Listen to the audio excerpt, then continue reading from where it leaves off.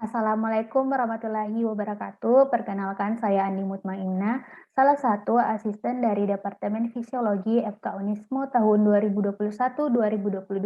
Saya akan memberikan materi pendahuluan mengenai muskuloskeletal.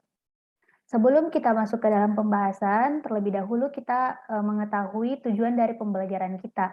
Nah, tujuan dari pembelajaran kita ada 5, yaitu untuk mengetahui struktur otot rangka, mengetahui mekanisme kontraksi dan relaksasi otot rangka, mengetahui metabolisme otot rangka, mengetahui jenis serat otot rangka, dan yang terakhir adalah mengetahui jenis kontraksi otot rangka itu sendiri.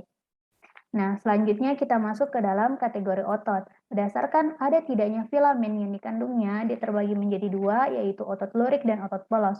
Untuk otot lurik itu sendiri, dia ada otot rangka dan otot jantung, dan otot polos ada otot polos itu sendiri. Lalu berdasarkan dengan lokasi dia melekat, terbagi menjadi 3, sesuai dengan namanya. Otot rangka, otot yang melekat pada tulang ataupun rangka. Otot jantung adalah otot yang melekat pada dinding jantung, dan otot polos adalah otot yang melekat pada dinding-dinding organ dalam, misalnya di saluran pencernaan. Lalu apa perbedaan antara otot rangka dan otot jantung itu sendiri? Nah, bisa dilihat bahwa inti dari otot rangka itu dia berada di pinggir, sedangkan untuk otot jantung dia berada di tengah dan dia bercabang-cabang. Lalu berdasarkan dengan mekanisme kerjanya, dia terbagi menjadi 2, otot yang bekerja sesuai dengan kesadaran dan otot yang bekerja di luar kesadaran. Otot yang bekerja voluntar ada otot rangka dan otot involuntar ada otot jantung dan otot polos. Selanjutnya kita masuk ke dalam struktur otot rangka itu sendiri. Nah, bisa dilihat di gambar bahwa setiap otot di bagian luarnya dia dilapisi oleh lapisan yang dinamakan dengan epimysium. Lalu di dalam otot itu sendiri dia terdiri dari banyak vesikel-vesikel yang dimana tiap vesikel ini dilapisi oleh lapisan yang disebut dengan perimysium. Lalu tiap vesikel ini dia terdiri dari banyak muscle fiber atau serat otot yang juga tiap serat otot ini dia dilapisi oleh endomysium. Lalu untuk muscle fiber ini dia terdiri dari banyak myofibril. Lalu apa sih itu myofibril? Nah, ini adalah gambaran pembesaran secara mikroskopik dari myofibril itu sendiri. Nah, tiap myofibril itu dia terdiri dari suatu unit fungsional pada otot rangka yang disebut dengan sarkomer. Sarkomer ini dia terdiri dari pita A dan pita I. Pita A disebut juga dengan pita gelap, sedangkan pita I disebut juga dengan pita terang. Nah, pita A terdiri dari filamen tebal, filamen tipis, zona H, dan garis M. Sedangkan untuk pita I atau pita terang, dia terdiri dari filamen tipis dan garis Z. Lalu apa sih itu filamen tebal dan filamen tipis? Nah, filamen tebal itu adalah disebut juga dengan miosin. Miosin ini merupakan protein yang berbentuk seperti stick ball, yang dia mempunyai bagian kepala dan bagian ekornya. Lalu filamen tipis ini komponen-komponennya itu ada aktin, troponin, dan tropomiosin. Aktin ini merupakan protein yang berbentuk globuler, lalu troponin ini terdiri dari 3 protein polipeptida yang dimana ada troponin C yang afinitasnya tinggi terhadap kalsium, troponin I yang dimana dia afinitasnya tinggi terhadap aktin, troponin T di mana afinitasnya dia tinggi terhadap tropomiosin. Lalu tropomiosin ini sendiri merupakan protein yang berbentuk seperti untaian benang yang berbentuk spiral di mana dia melekat pada active site dari aktin itu sendiri. Ini merupakan pembesaran dari sarkomer. Bisa dilihat ini adalah garis Z, lalu ada garis M, ada filamen tebal, ada filamen tipis, ada filamen tebal. Selanjutnya kita masuk ke dalam mekanisme kontraksi dan relaksasi otot rangka itu sendiri.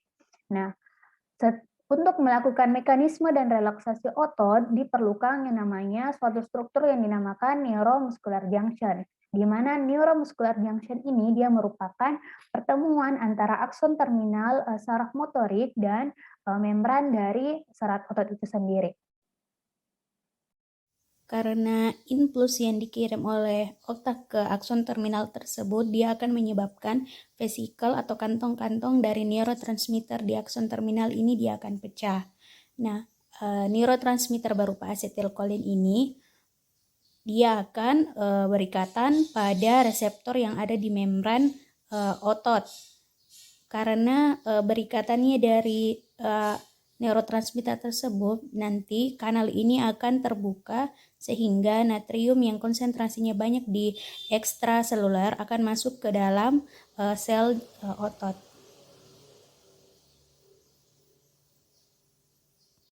Karena natrium terus-menerus masuk ke dalam intrasel, maka akan terjadi depolarisasi yang akan menyebabkan terjadinya potensial aksi. Selain itu, kalium yang banyak dia dalam intrasel, dia akan keluar menuju ekstrasel.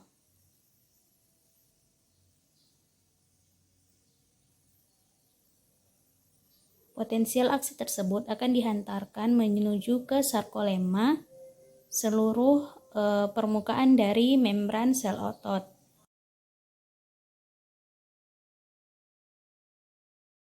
Hantaran impuls tersebut akan mengenai tubulus T, dan di mana nanti akan mengubah protein pada kanal tubulus T itu berubah posisi.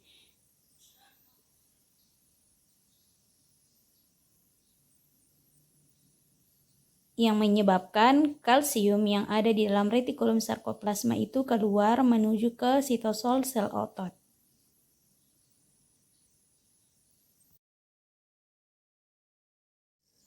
Kalsium yang telah masuk ke dalam sitosol dia akan berikatan pada troponin C yang afinitasnya tinggi terhadap kalsium.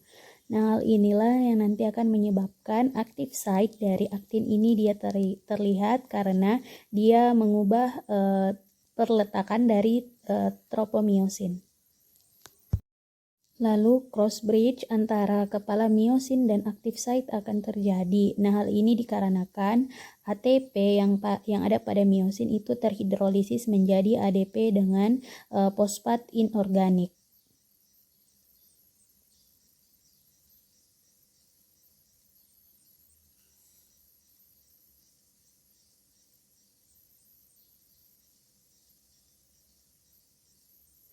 Ini adalah skema ketika terjadi cross bridge antara miosin dan aktin.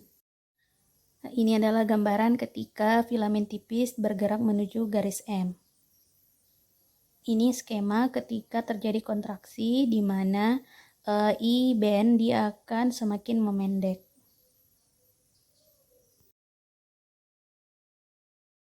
Selanjutnya, proses relaksasi terjadi ketika asetilkolin yang ada di neuromuscular junction dia akan dipecah oleh asetilkolin esterase. Nah, akibatnya tidak akan terjadi potensial aksi yang dihantarkan ke seluruh sarkomer, dan kalsium akan kembali dipompa masuk ke dalam retikulum sarkoplasmik. Ikatan antara aktin dan miosin terlepas dan otot relaksasi. Nah, lalu ada sebuah keadaan yang disebut dengan rigor mortis atau kaku mayat. Keadaan ini dia adalah di mana cross bridge antara aktin dan miosin itu dia tidak terlepas dikarenakan ATP yang ada pada orang tersebut dia habis, dan biasanya rigor mortis ini terjadi pada orang-orang yang sudah meninggal. Lalu bagaimana metabolisme dari otot rangka itu sendiri? Nah, untuk melakukan kontraksi, otot itu memerlukan energi. Sumber energi kontraksi pada otot itu adalah ATP atau adenosin trifosfat. Lalu nanti adenosin trifosfat ini akan dihidrolisis menjadi ADP dan fosfat inorganik. Nah, ATP ini bisa diperoleh dari anaerob ataupun aerob. Untuk yang anaerob ada kreatin fosfat dan glikolisis, dan untuk aerob dia ada fosforilase oksidatif. Nah, lalu kreatin fosfat ini merupakan sumber energi utama yang digunakan ketika kontraksi otot dimulai. Lalu glikolisis ini, walaupun dia akan menghasilkan ATP, namun dia akan menghasilkan asam laktat dan yang akan menyebabkan kram pada otot. Selanjutnya ada fosforilase oksidatif. Nah, penghasilan ATP yang dihasilkan pada fosforilase oksidatif ini dia adalah penghasil ATP terbesar. Dia menggunakan simpanan dari glikogen, glukosa, fatty acid, dan protein. Dan prosesnya dia terjadi di dalam mitokondria. Nah, bisa dilihat ini adalah skema dari sumber energi dari kontraksi dari otot itu sendiri. Nah, bisa dilihat di sini ada fosfokreatin, ada glikolisis anaerob, dan ada fosforilasi oksidatif. Nah, simpanan glukosa yang ada di darah dan glikogen yang ada di hati akan diubah di dalam proses glikolisis, yang dimana jika tidak mempunyai O2 atau O2-nya tidak tersedia, maka akan terjadi glikolisis anaerob. Lalu jika glikolisis ini dia akan menghasilkan namanya asam pirufat. Jika tidak ada oksigen, dia akan berubah menjadi laktat dan akan disimpan di dalam darah. Dan untuk pirufat ini, jika dia ada oksigen, dia akan berlanjut menjadi fosforilasi oksidatif di dalam mitokondria. Dia membutuhkan juga simpanan dari lemak itu sendiri. Nah, yang tadi telah disebutkan bahwa sumber energi utama atau sumber energi yang pertama kali digunakan ketika kontraksi adalah kreatin fosfat, di mana bisa dilihat di sini ada kreatin ditambah dengan ATP, dia akan menghasilkan kreatin ditambah dengan ATP. Selanjutnya kita masuk ke dalam jenis serat otot rangka itu sendiri. Nah, untuk jenis serat otot rangka itu dia ada yang tipe cepat dan tipe lambat. Nah, untuk tipe cepat terbagi menjadi dua, yang tipe 2A dan tipe 2B. Untuk yang lambat itu adalah tipe 1. Bisa dilihat di tabel perbedaannya. Untuk warnanya, warna dominan pada yang lambat itu merah, dan untuk cepat biasanya dia putih. Kandungan mioglobin, kandungan mitokondria, kandungan kapiler darahnya bisa dilihat di tabel. Untuk yang lambat dia banyak, untuk yang tipe cepat biasanya dia lumayan sedikit. Lalu pembentukan ATP-nya pada otot yang lambat, dia biasanya pembentukan ATP-nya dia lambat, sedangkan untuk tipe cepat, dia pembentukan ATP-nya dia cepat. Bisa dilihat di sini daya tahan pada yang lambat baik, sedangkan untuk yang tipe cepat dia biasanya kurang. Lalu jenis olahraga yang digunakan pada tipe lambat dan tipe cepat. Biasanya tipe lambat itu digunakan pada atlet-atlet maraton, dan untuk tipe 2 itu pelari-pelari cepat atau sprinter. Lalu kita masuk ke dalam kinerja dari otot rangka itu sendiri. Nah, berdasarkan jenis kontraksinya, dia dibagi menjadi 3, yaitu isotonik, isometri, dan isokinetik. Dan berdasarkan dengan pola kontraksinya, dia ada otot yang memendek dan otot memanjang. Untuk otot yang memendek ada konsentrik, dan untuk yang otot memanjang ada eksentrik.